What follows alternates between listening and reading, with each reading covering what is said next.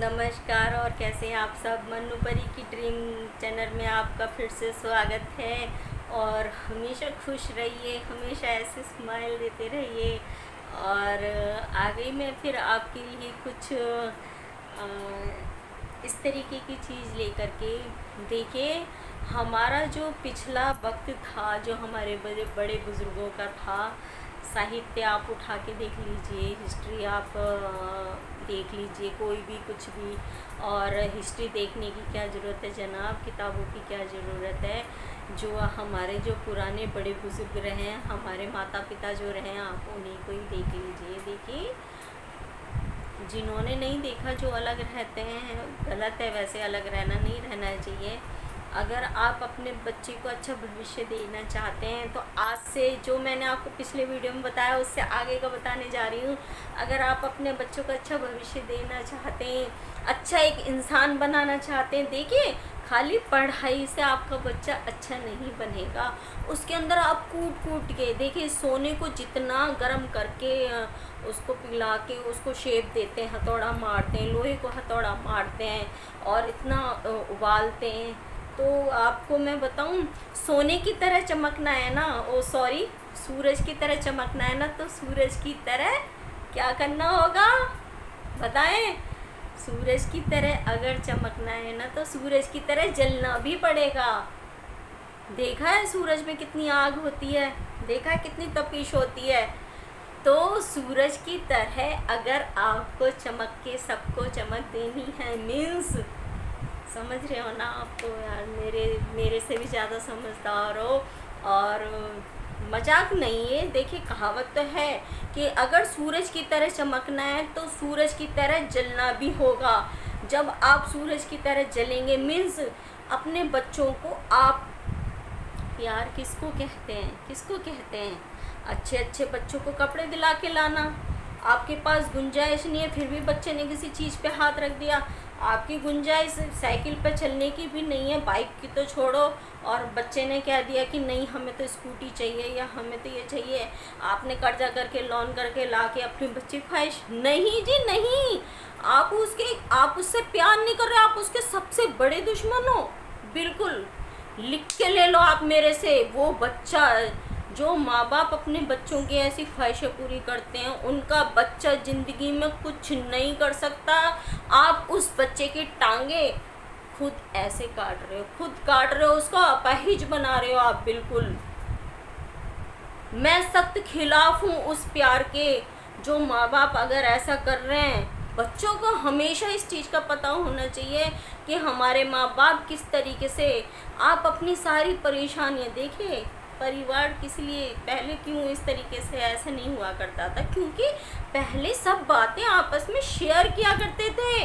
पहले TV, WhatsApp, ये वो फलाना ढिंका, क्या है यार।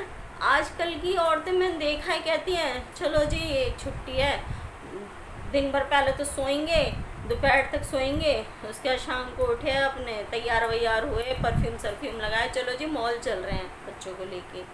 क्या सिखा रहे हो आप, क्या बच्चों को आप अच्छा मानते हैं सब चीज़ करना? बिल्कुल गलत है, बिल्कुल गलत।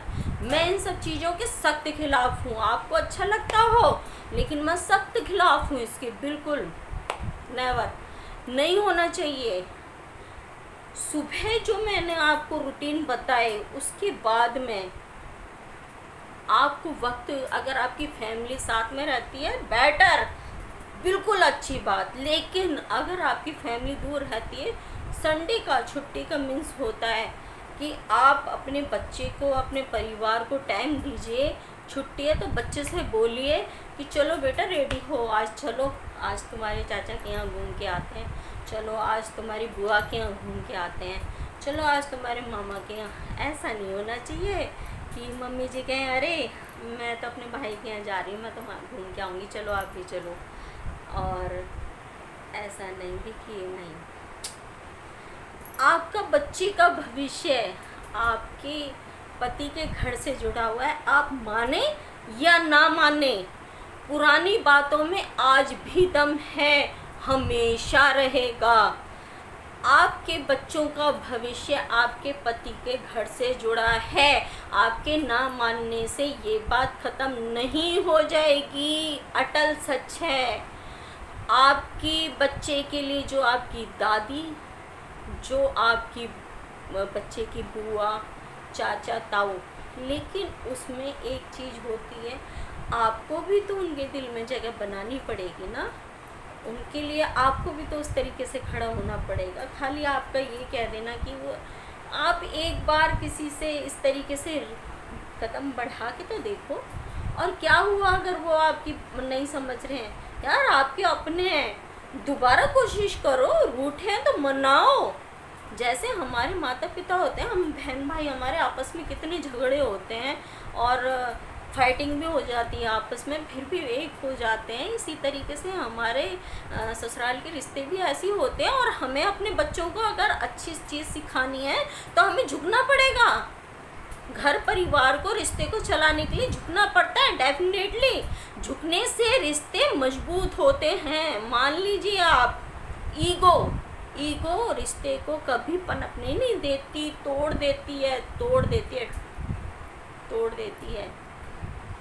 जहाँ अगर आपसे कोई कह रहा है ना ये पागल है, ये वो, पागल ही रिश्तों को निभा ले जाता है। अगर कोई आपसे पागल कहता है तो आप अपने दिल में इस बात की संतुष्टि ले लीजिए कि आप बाकायदा रिश्तों को बाखूबी निभा रहे हो। क्योंकि पागल का मतलब है कि आप अपने लिए बिल्कुल उस तरीके से बिल्कुल ठीक चल रहे हो। मान लीजिए, पागल का मतलब समझते हैं आप? जब परिवार में किसी को पागल कहा जाता है करते करते भी ना, तो प्यार होता है उसके पीछे। बुरा मत माना कीजिए, परिवार में ऐसे ही होता है। जो हमारे करीब होते हैं ना, उन्हीं से ही हम कुछ कह सकते हैं। सो प्लीज़ घर में किसी की भी बात का बुरा मत मानिए। दोरानी है तो उसको छोटी बहन जेठानी है तो बड़ी बहन, और बड़ा भाई, छोटा भाई, देवर, जेठ, ये सब हमारा परिवार है। अगर आप तरीके से चलेंगे तो मैं आपको बता रही थी, अगर आपकी छुट्टी होती है संडे वाले दिन, छोड़िए तो टॉपिक इतना लंबा है, तो परिवार खानदानों का मामला, ये तो बहुत ही बड़ी बात हो जाती है। और औरत को लक्ष्मी का रूप इसलिए कहा जाता है। जानी मन मेरी माताओं, बहनों, मेरी बेटियों से मेरी हाथ जोड़ के गुजारिश है, बेटा मैं भी तुम्हारी एक माँ ही समझ लेना। कोशिश है ये मेरी कि आजकल की बेटियों के लिए कि बेटा, माँ की इज्जत बेटी के हाथ में होती है। अगर माँ एक बार अगर तुम्हें कोई चीज़ सिखा भी ना पाए ना, किसी भी कारण, ठीक है बेटा, तो कोशिश हमेशा ये करना कि तुम रिश्ते को निभा पाओ। अगर तुम्हारी शादी हो जाती है, तुम ससुराल चले जाते हो और मम्मी तुम्हारी बार बार फ़ोन करती है, तो उनसे बोलो, मम्मी मैं समझदार हूँ, मैं अपने रिश्तों को खुद निभाऊंगी। अगर आपसे कोई कुछ बोल रहा है तो अपने घर की बात अपने माँ बाप तक ना पहुँचाएं। देखो बेटा, एक चीज़ मैं इसमें कहूँगी, घर को निभाने वाली बात जहाँ आती है, वहाँ जहाँ आप अपने 100% दे रहे हो और सामने से आपको रिस्पांस मिल रहा है, वहाँ जहाँ आपके 100% देने के बाद में भी अगर कोई आपको टॉर्चर कर रहा है, कोई आपके ऊपर हाथ उठा रहा है, कोई आपको दूसरी तरीके से और टॉर्चर कर रहा है, मैं कहती हूँ बिल्कुल बर्दाश्त मत करना, बिल्कुल। और इसमें मम्मी पापा की भी मदद लेने की ज़रूरत नहीं है, खुद खड़े हो तुम, अपने हिम्मत खुद हो बेटा, खुद तुम्हारे अंदर इतनी पावर होनी चाहिए, खुद तुम्हारे अंदर इतना हौसला होना चाहिए। डर चीज़ क्या होती है, निकाल दो। जब तुम सच्चाई के रास्ते पे जब हम होते हैं ना बेटा, इसीलिए कहते हैं कि सच एक बहुत बड़ी पावर होती है। जिसके अंदर सच होता है ना, उसको शरीर की ताकत की ज़रूरत नहीं है, क्योंकि हौसले बुलंद जब भी होते हैं जब हम सच्चाई पे खड़े होते हैं। और सच्चाई किसी भी ताकत की मोहताज नहीं है, क्योंकि हौसले जिनके बुलंद होते हैं ना, जब सच्चाई पे चलते हैं, वहाँ ताकत वाकत मायने नहीं रखते। तो खुद इस तरीके से रहिए, मिलनसार बनिए, अपने पड़ोसी की मदद कीजिए, अपने रिश्तेदारों की मदद कीजिए, बच्चे के सामने एक आदर्श बनिए, एक ममता भरा माहौल रखिए सबके सामने। और जो बच्चा फिर आपको इस तरीके से देखेगा ना, दुनिया का माहौल कितना भी गंदा क्यों ना हो, कितना भी बेकार क्यों ना हो, आपका बच्चा किसी भी माहौल से निकल के आ जाएगा, लेकिन उसको कोई गंदगी छू नहीं पाएगी। गारंटी लेती हूँ इस बात की मैं। आप करके देखना, लेकिन अपने बच्चों को करने से पहले इस चीज़ में आपको उतरना होगा। आपको अपनी सोच पॉजिटिव रखनी होगी, सबके लिए अच्छा सोचना होगा, झुकना पड़ेगा, रिश्ते में झुकना पड़ता है, गम खाना पड़ता है। और ये हमेशा एक बेटी एक बहन को करना पड़ता है, बिल्कुल, क्योंकि वही किसी की माँ भी बनती है, किसी की बहू भी बनती है, किसी की पत्नी भी बनती है। तो मेरी हाथ जोड़ के उन सभी बेटियों से विनती है, उन बहनों से विनती है कि अपने घर परिवार को जोड़ के रखने के लिए झुकना पड़ रहा है, किसी की बात सुननी पड़ रही है तो झुकिए, बात सुनिए। लेकिन जहाँ बात आपके आत्मसम्मान की आती है, आपके स्वाभिमान की आती है, आप खूब सेवा कर रहे हो अपने सास ससुर की, अपनी नंद की, नंदोई की, देवर की, जेठ की, लेकिन वो आपके साथ गलत कर रहे हैं, आपकी